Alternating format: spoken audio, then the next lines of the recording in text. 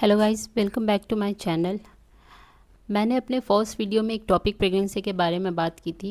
एक topic pregnancy के symptoms क्या होते हैं, आप अर्ली टॉपिक प्रेगनेंसी कैसे आइडेंटिफाई कर सकते हो। मैंने अपना पर्सनल एक्सपीरियंस शेयर किया था, आपको कब डॉक्टर के पास जाना चाहिए। आज इस वीडियो में मैं आपसे बात करने वाली हूँ कि हम एक टॉपिक प्रेगनेंसी को अर्ली डिटेक्ट करके उसको दूर कैसे कर सकते हैं, उसको रिमूव कैसे कर सकते हैं, और मैं अपना पर्सनल एक्सपीरियंस भी शेयर करूँगी। So first of all, early ectopic pregnancy में क्या होती है, जो बेबी है वो फैलोपियन ट्यूब में 90% of the cases development start कर देता है।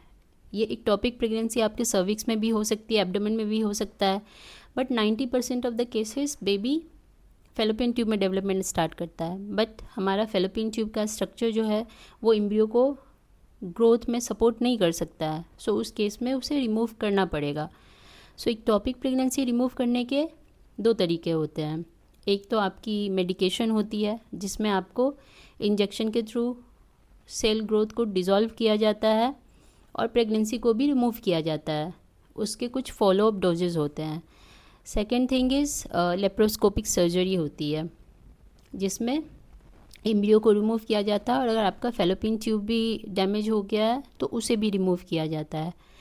इन फ्यू केसेस जहाँ पे काफ़ी ज़्यादा इंटरनल ब्लीडिंग हो गई है, मॉम इज़ नॉट वेल, काफ़ी ज़्यादा सीवियर कंडीशन है, उस केसेस में ओपन सर्जरी की भी रिक्वायरमेंट हो सकती है। मेरे केस में क्या हुआ था, मेरे केस में मेरी लेप्रोस्कोपिक सर्जरी हुई थी। क्यों? क्योंकि मेरे जब अर्ली सिम्टम्स आने स्टार्ट हुए थे मैंने उनको कम्प्लीटली इग्नोर कर दिया था, क्योंकि मुझे इक्टोपिक प्रेगनेंसी के बारे में कभी मैंने सुना ही नहीं था। So for me I was trying to conceive that time. So मैंने अर्ली सिम्टम्स इग्नोर किया और मेरा बेबी उस समय 5 वीक का हो गया था। तो जब मेरी काफ़ी ज़्यादा पेन स्टार्ट हो गई तब मैं फाइनली डॉक्टर के पास गई थी।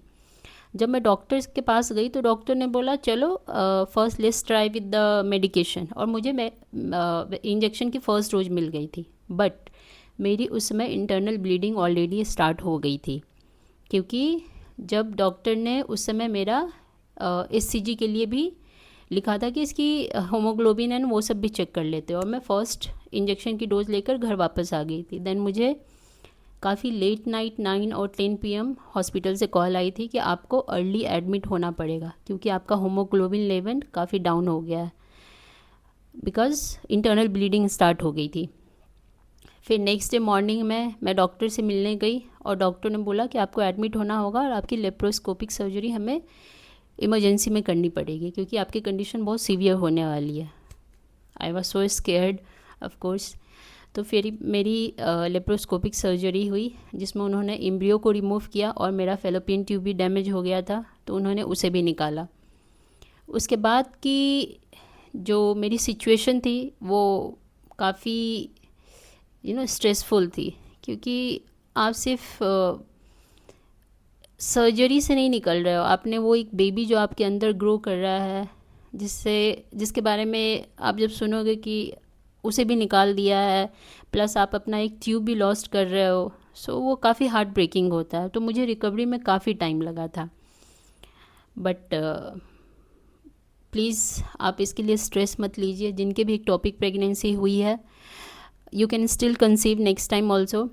एक टॉपिक प्रेगनेंसी होने के बाद अगर आपने मेडिकेशन लिया है तो please wait for at least 6 month conceive करने के पहले, और आप अपने डॉक्टर से भी इसके बारे में एडवाइस ले सकते हो। एक बार एक टॉपिक प्रेगनेंसी होने के बाद सेकेंड टाइम भी एक टॉपिक प्रेगनेंसी के चांसेस बढ़ जाते हैं, but still many of them can conceive, still conceive कर सकते हैं उसके बाद भी, ऐसी कोई प्रॉब्लम नहीं है। सो इसलिए after ectopic pregnancy just wait for some time, फिर आप अपने डॉक्टर से कंसल्ट करें और वापस आप अपने बेबी के लिए प्लान कर सकते हैं। बट सबसे पहले अपना केयर करना स्टार्ट कर दें।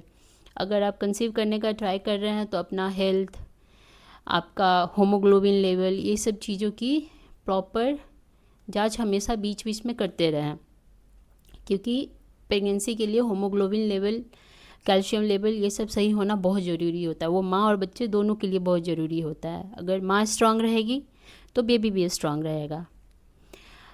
मैं आपको सेकेंड अपने फर्स्ट वीडियो की लिंक कमेंट में शेयर कर दूँगी। आप वहाँ जाकर रेफरेंस के लिए चेक कर सकते हो। अगर आप लोगों को कोई भी डाउट है, कुछ भी प्रॉब्लम है, प्लीज़ आप मुझे मैसेज करके पूछ सकते हो। मैं उसका रिस्पॉन्ड करने का ट्राई करूँगी। कुछ भी डाउट है तो please let me know. Okay, thank you.